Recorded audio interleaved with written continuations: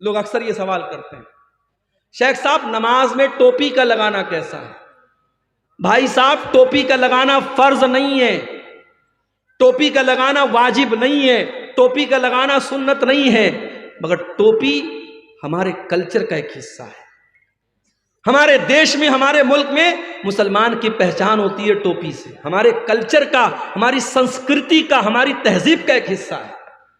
آپ شادی میں ٹوپی لگا رہے ہیں، آپ جنازے میں ٹوپی لگا رہے ہیں، اور مسجد میں آپ آتے ہیں تو جان بوجھ کے آپ کھلے سر نماز پڑھ رہے ہیں، یہ مناسب نہیں ہے۔ اللہ قرآن میں کہتا ہے یا بنی آدم خذوا زینتکم عند کل مسجد، اے بنی آدم، اے آدم کی اولاد، جب تم مسجد میں جایا کرو، جب تم نماز پڑھنے جایا کرو تو اپنی زینت کو اپنا لو، ایسا لباس پہنو جس لباس کو پہن کر کے تم اچھے لگو۔ بھائی نماز تو بنیان میں بھی ہو جائے گی، اگر مرد کا ناف سے لے کر کے گھٹنے تک کا حصہ ڈھکا ہوا ہے اور کندھا ڈھکا ہوا ہے تو نماز تو ایسے بھی ہو جائے گی، مگر آپ بنیان پہن کے اور ایک چھوٹا سا گمچھا باندھ کر کے مسجد میں آئیں، یہ مناسب نہیں ہے۔ آپ اس ڈریس میں آئیں جو آپ کی بہترین ڈریس ہے، جس ڈریس میں آپ اچھے لوگوں کے پاس اٹھتے ہیں، بیٹھتے ہیں۔ اللہ کہہ رہا ہے اے آدم کی اولاد، جب تم مسجد میں آؤ تو اپنی زینت کو اپنا۔ وَكُلُوا وَاشْرَبُوا، اور خوب کھاؤ خوب پیو، وَلَا تُسْرِفُوا، لیکن کھانے اور پینے میں حد سے تجاوز نہ کرو، اسراف نہ کرو، فضول خرچی نہ کرو۔ اِنَّهُ لَا يُحِبُّ الْمُسْرِفِينَ، اللہ تعالیٰ فضول خرچی کرنے والوں کو پسند نہیں کرتا۔ ایک مرتبہ میرا پروگرام تھا کلکتہ میں، مٹیا برج ایک علاقہ ہے، وہاں بڑا اچھا علاقہ ہے، مسلمانوں کی بڑی آبادی ہے، اور ماشاءاللہ سب پیسے والے لوگ ہیں، سب بزنس مین لوگ ہیں۔ میں گیا، میرا پروگرام تھا، تو وہاں ایک مسلمان سیٹھ جی تھے، مجھے لوگوں نے بتایا کہ ان کی بیٹی کی شادی ہوئی تو انہوں نے 5 کروڑ روپے کا زیور اپنی بیٹی کو بنا کے دیا۔ 5 کروڑ روپے کا زیور انہوں نے اپنی بیٹی کو دیا، یہ دکھانے کے لیے صاحب میں بہت پیسے والا ہوں۔ بھائی دولت ہے تمہارے پاس، اس کا مطلب یہ نہیں ہے کہ تم اس کو جہاں چاہے اور جیسے چاہو اڑا دو۔ اس امت میں آج کتنی غریب بہنیں ہیں جو اپنے بچوں کا خرچ چلانے کے لیے دوسروں کے گھر میں جا کے صفائی کا کام کرتی ہیں، برتن مانجتی ہیں، تب ان کا پریوار چلتا ہے۔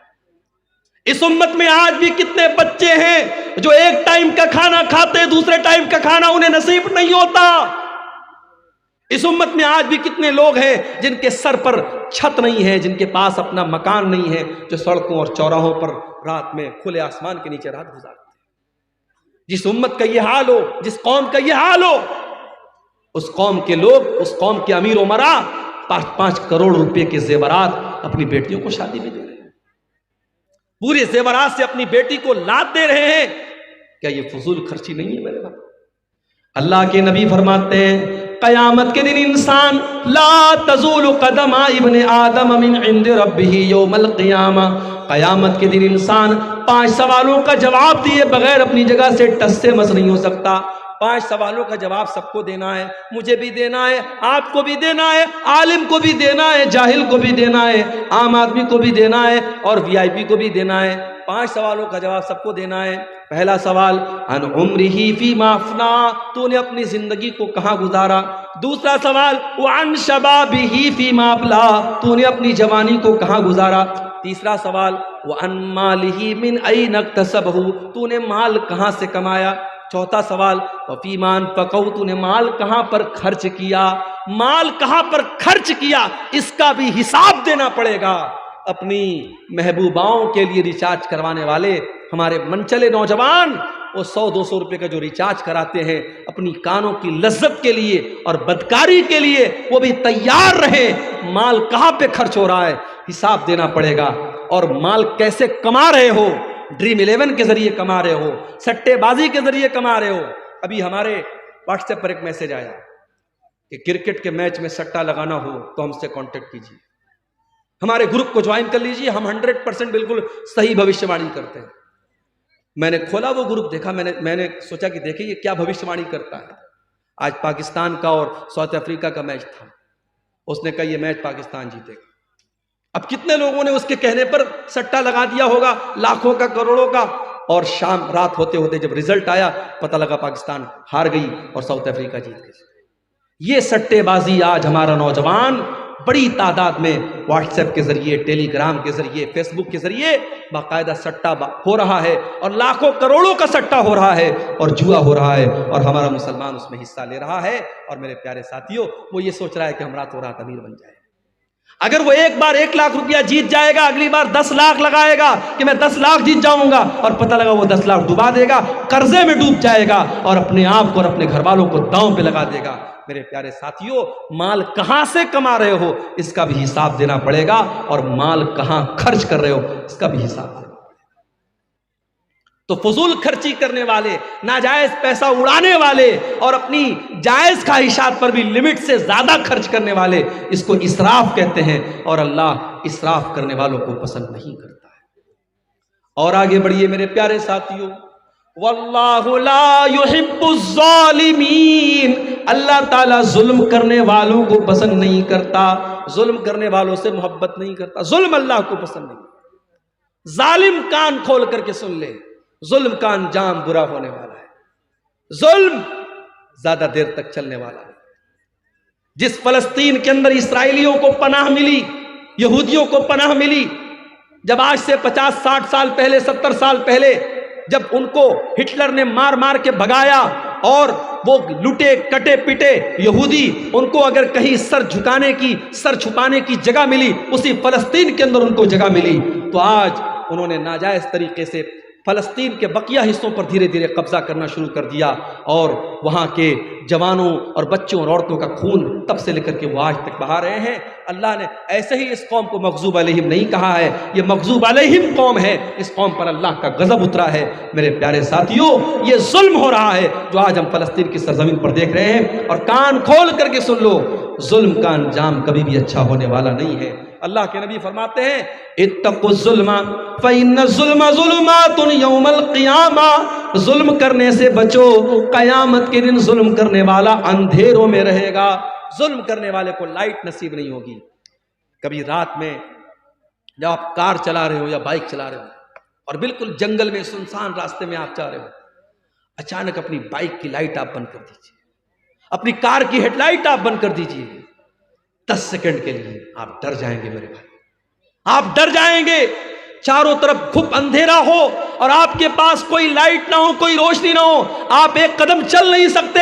قیامت کا دن ہوگا، وہ انسان کتنا بد نصیب ہوگا جس کو روشنی نصیب نہیں ہوگی۔ اللہ نے کہا ظالم کو قیامت کے دن کوئی روشنی نصیب نہیں ہوگی۔ دنیا میں جتنا ظلم کرنا ہے کر لو، طاقت کا نشہ، کرسی کا نشہ، پاور کا نشہ، جتنا اس نشے پر اڑنا ہے اڑ لو، مگر یاد رکھو ناؤ کاغذ کی صدا چلتی نہیں، ظلم کی ٹہنی کبھی پھلتی نہیں۔ اللہ کو ظلم کرنے والے لوگ پسند نہیں ہیں میرے پیارے ساتھی۔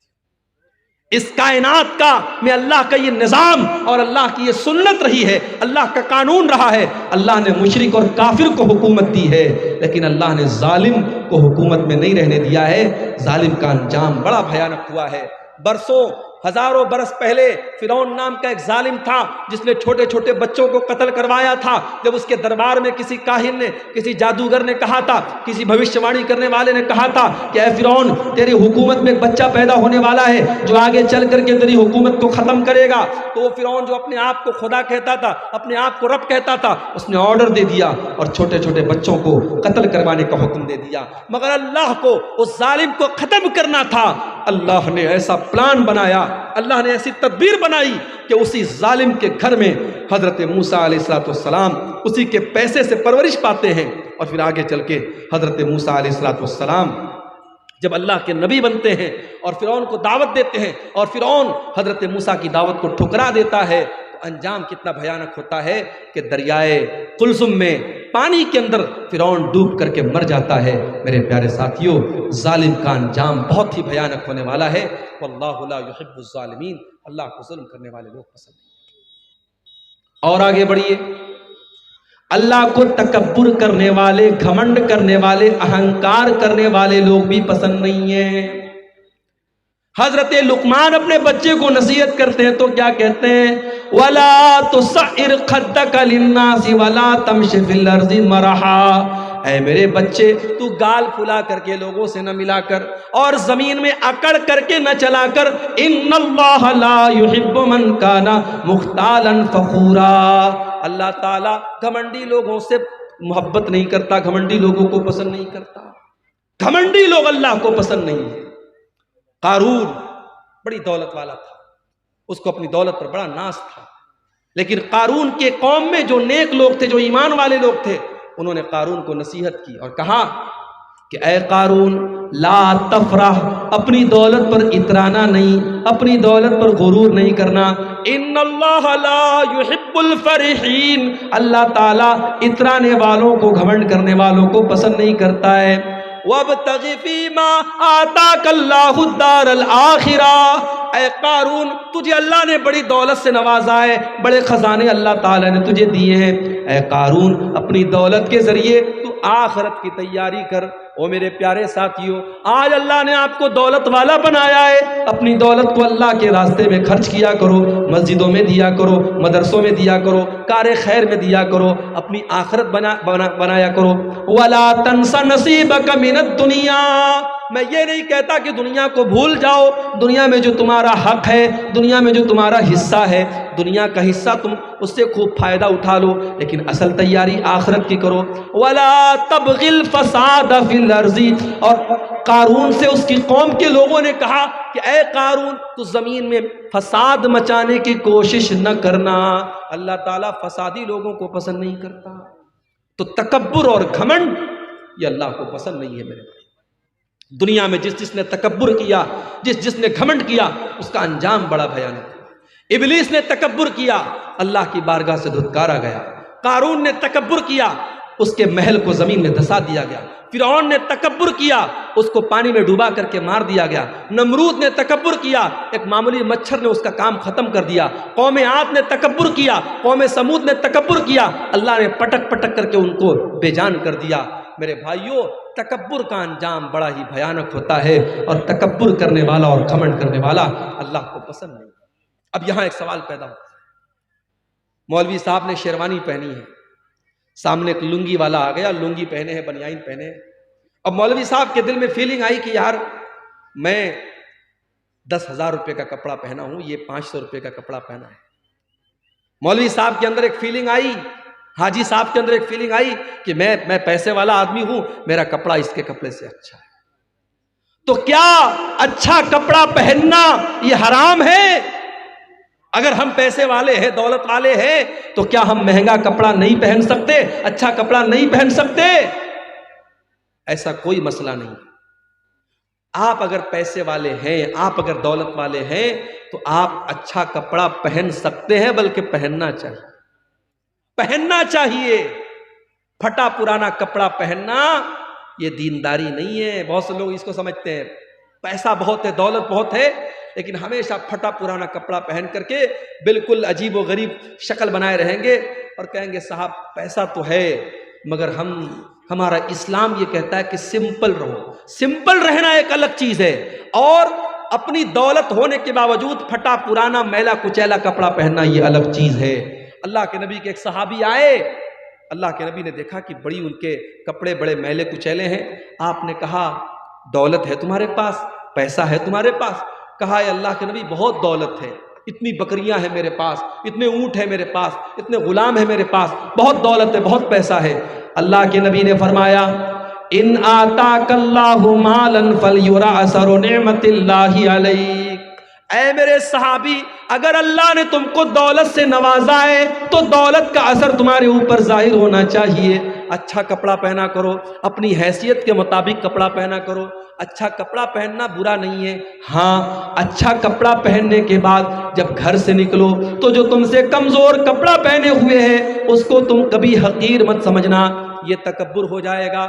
اللہ کے نبی فرماتے ہیں ان اللہ جمیل یحب الجمال، اللہ تعالیٰ خوبصورت ہے اور خوبصورتی کو پسند کرتا ہے۔